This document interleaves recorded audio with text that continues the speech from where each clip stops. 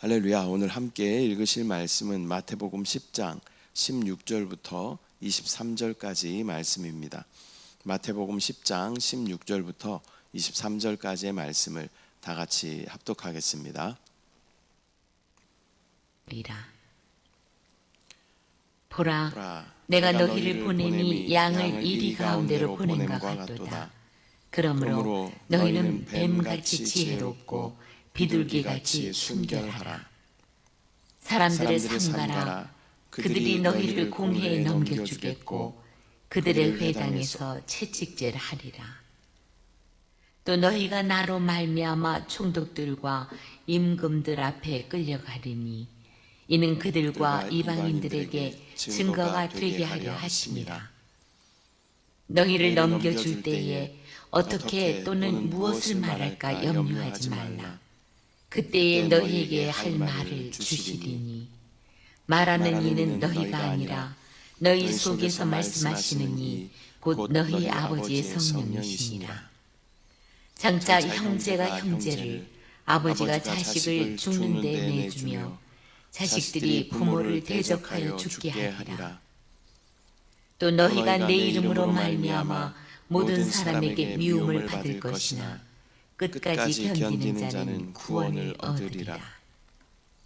이 동네에서 너희를 박해하거든 저 동네로 피하라. 내가 진실로 너희에게 이르노니 이스라엘의 모든 동네를 다 다니지 못하여서 인자가 오리라. 아멘. 할렐루야. 오늘은 마태복음 10장 16절부터 23절까지의 말씀을 우리가 함께 읽었습니다. 예수님을 따른다라는 것은 단순히 은혜와 축복을 누리는 삶으로만 끝나는 것은 아닙니다. 이 제자가 된다라는 것은 주님의 길을 함께 걷는 것이며 또 그 길에서 고난과 핍박이 반드시 따르게 된다라는 것을 감수하는 것입니다. 또한 제자가 된다라는 것은 제자들이 모두 순교하였던 것처럼 나의 가장 소중한 것을 주님 앞에 드리며 또 나의 혼의 생명이 날마다 죽고 내 안에 예수 그리스도만 사시는 그러한 삶이 바로 제자의 삶인 줄 믿습니다. 오늘 본문에서 예수님은 제자들에게 세상 속에서 맞이할 현실적인 어려움을 숨기지 않으시고 또 오히려 미리 알려주심으로써 준비시키시는 모습을 우리는 볼 수 있습니다. 그러나 동시에 그 어려움 속에서도 두려워하지 말고 또 하나님의 도우심을 의지하며 끝까지 믿음을 지킬 것을 말씀하십니다. 이 말씀은 오늘날 우리에게도 동일하게 적용되는 줄 믿습니다. 또 어려운 또 고난 가운데 우리의 믿음을 지켜 나아가지만 그러나 순간순간 주님의 도우심이 우리 가운데 있다라는 것을 믿음으로 바라보고 또 끝까지 주님 오시는 그날까지 우리가 믿음을 붙잡고 넘어지지 않고 이기는 자로 서야 할 줄 믿습니다. 16절 보라 내가 너희를 보냄이 양을 이리 가운데로 보냄과 같도다. 그러므로 너희는 뱀같이 지혜롭고 비둘기같이 순결하라. 예수님은 제자들을 양을 이리 가운데로 보냄과 같다라고 말씀하십니다. 이것은 제자들이 세상 속에서 또 얼마나 연약하고 위험한 처지에 놓이게 되는 것을 또 보여주는 그러한 말씀입니다. 그러나 동시에 뱀같이 지혜롭고 비둘기같이 순결하라라고 말씀하십니다.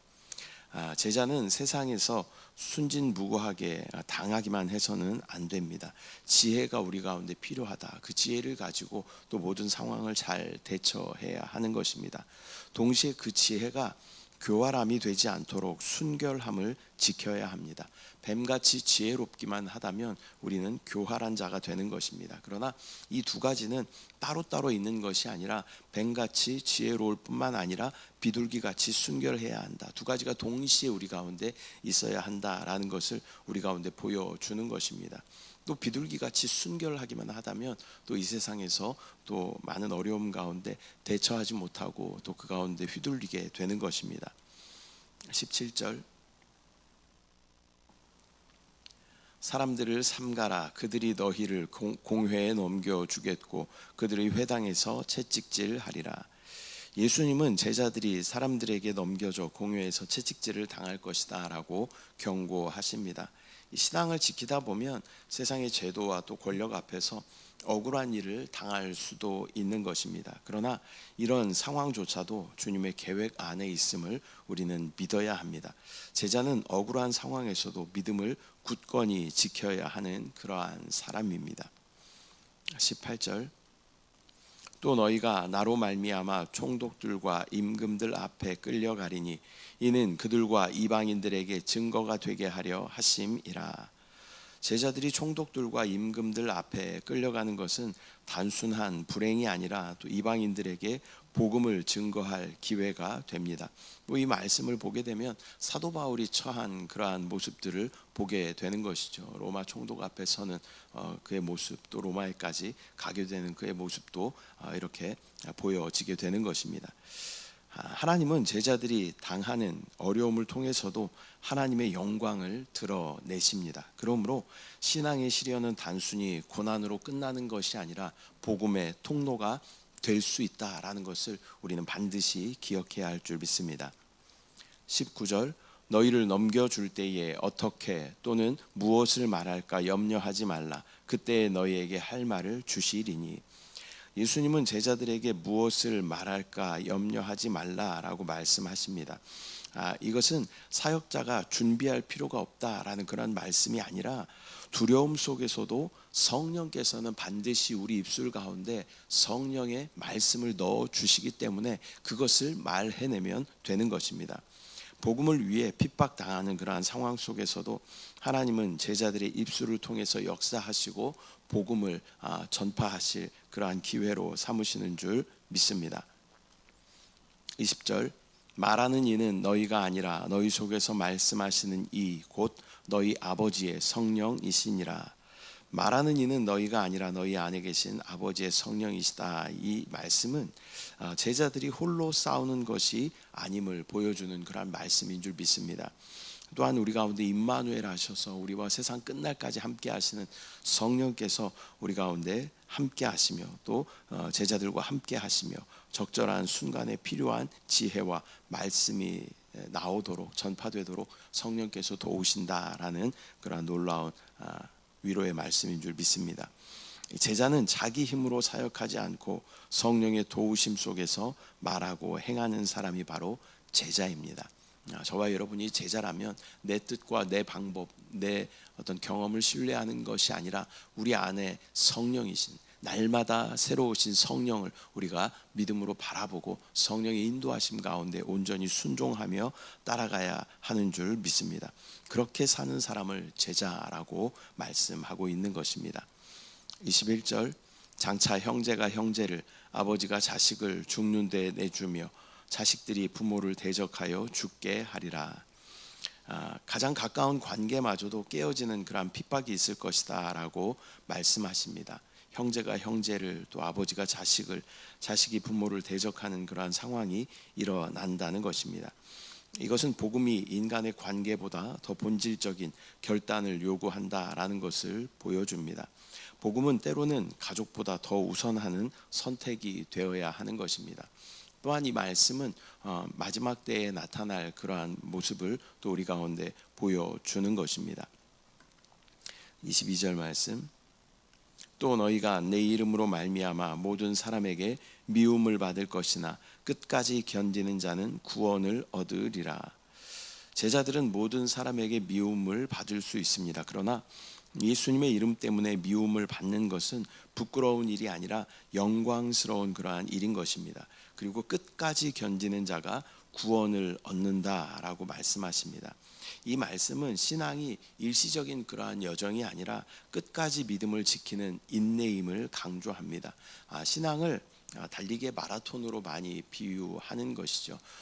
또 그 속도들을 잘 유지하며 페이스를 잘 유지하고 달려가야 끝까지 완주할 수 있는 것입니다. 또 이 말씀은 마지막 때에 우리 가운데 있을 일에 대한 그러한 말씀인 것입니다.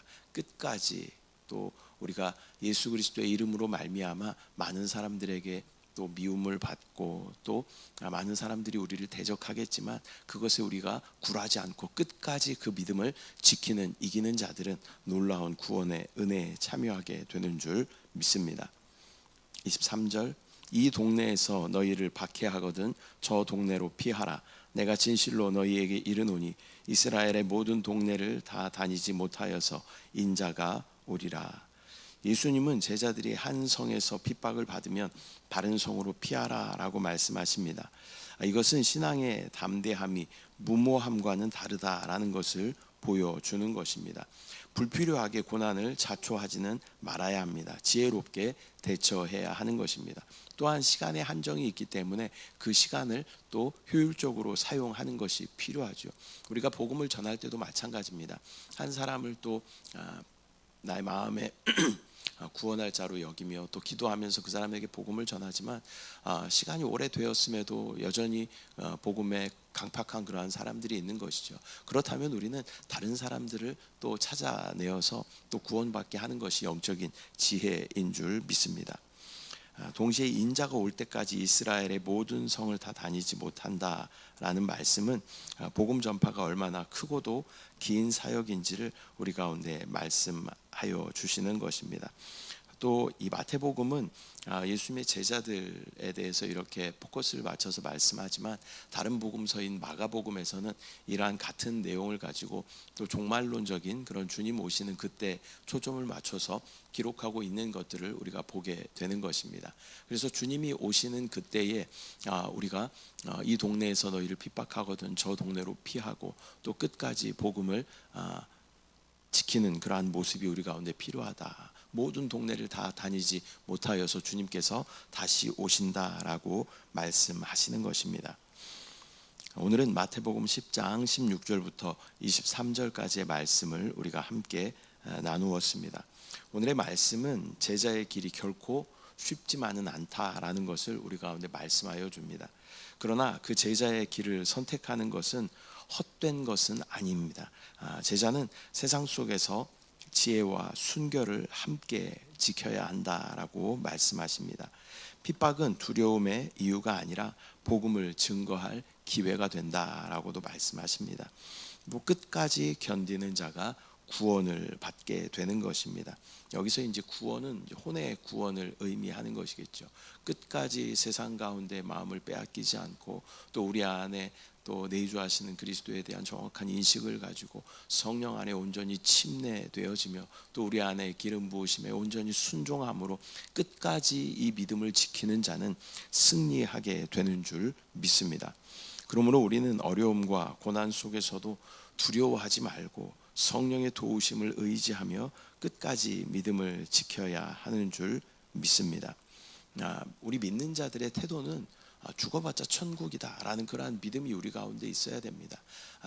뭐 육신의 죽음이라는 것은 어떠한 영원한 생명에서의 잠깐의 변곡점이 되는 것이에요. 그래서 나는 죽어봤자 하나님의 약속을 받은 자이므로 또 우리가 구원을 받은 자이므로 나는 죽어봤자 천국이다. 이러한 믿음이 우리 가운데 있다면 담대함으로 복음을 전하며 또 주님 오시는 그날을 기쁨으로 믿음으로 바라볼 수 있게 되는 줄 믿습니다. 어떠한 상황 가운데에서도 복음에 대해서 우리가 꽉 붙잡고 우리 입술을 열어서 복음을 말해낸다면 또 그것이 나의 말이 아니죠. 오늘 말씀에서도 성령이 우리 가운데 마땅히 할 말들을 넣어주신다라고 말씀하십니다. 다만 우리는 입술을 열어 예수 그리스도의 복음을 전하며 또 만날 자들을 만나고 복음을 담대히 전할 때 하나님은 하나님의 때에 하나님 택하신 영혼을 반드시 우리의 입술을 통하여 구원하실 줄 믿습니다. 기도하겠습니다. 사랑의 주님, 은혜와 사랑을 감사드립니다. 오늘 마태복음 10장 말씀을 통하여서 제자의 길을 가는 것이 쉬운 길은 아님을 우리 가운데 말씀하십니다. 그러나 그 길을 우리가 묵묵히 따라갈 때 주님 앞에서는 그날 온전한 구원을 이루게 됨을 믿음으로 바라보게 하여 주시옵소서. 또 세상 속에서 뱀같이 지혜로워야 하지만 또한 비둘기같이 순결해야 한다라고 말씀하십니다. 주여 치우치지 않는 그러한 영적인 지혜를 우리 가운데 허락하여 주시고 또한 우리 가운데 핍박이 있을지라도 그것 가운데 두려워하는 것이 아니라 그 모든 시간들을 통하여 복음이 증거될 기회가 됨을 믿음으로 바라볼 수 있도록 담대한 마음을 우리 가운데 허락하여 주시옵소서. 이렇게 끝까지 예수 그리스도의 복음을 위해 살게 된다면 주님 오시는 그날에 빛나는 면류관을 가지고 주님 앞에 서게 됨을 믿음으로 바라볼 수 있도록 주여 인도하여 주시옵소서. 우리의 모든 삶에 또 신앙의 초점이 오직 예수 그리스도의 복음을 전하는 것에 맞춰질 때 또 그의 나라와 의를 구하는 자들에게 누리는 놀라운 것을 주님께서 충만하게 공급하심을 경험하게 하여 주시옵소서. 감사드리고 예수님의 이름으로 기도드립니다. 아멘. 하늘에 계신 우리 아버지여, 이름이 거룩히 여김을 받으시오며 나라가 임하시오며 뜻이 하늘에서 이루어진 것 같이 땅에서도 이루어지이다. 오늘 우리에게 일용할 양식을 주시옵고 우리가 우리에게 죄 지은 자를 사하여 준 것 같이 우리 죄를 사하여 주시옵고 우리를 시험에 들게 하지 마시옵고 다만 악에서 구하시옵소서. 나라와 권세와 영광이 아버지께 영원히 있사옵나이다. 아멘.